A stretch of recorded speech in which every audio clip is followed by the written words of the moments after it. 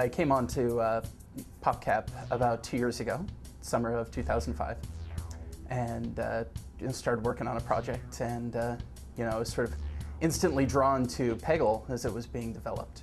Sort of about midway through the project, we needed somebody to take over the development of Peggle, and so I jumped on the chance and came on to do sort of the finishing work, a lot of polish, balance work, just kind of finish the game and get it out the door. We at PopCap have a lot of knowledge about the projects that are going on. I think that's one of the reasons why we have good games, is everybody's sort of invested into the development of everything, and they sort of get a good feel for what they're about.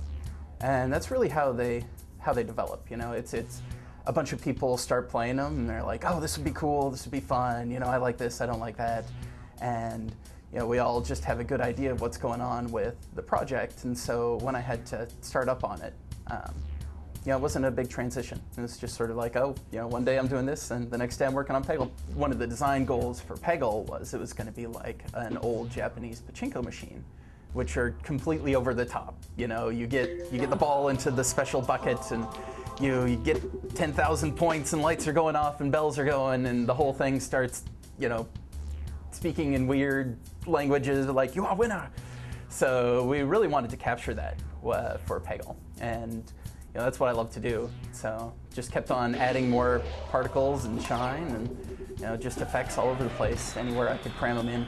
It's all about having lots of little touches and lots of custom stuff here and there, and just get rewarded whenever you do something really good. I think that we have more types of effects in Peggle. A lot of other games will just put particles everywhere, and the whole screen explodes. But we went more with the quality instead of quantity in terms of things on the screen at once, but they're all very distinctive.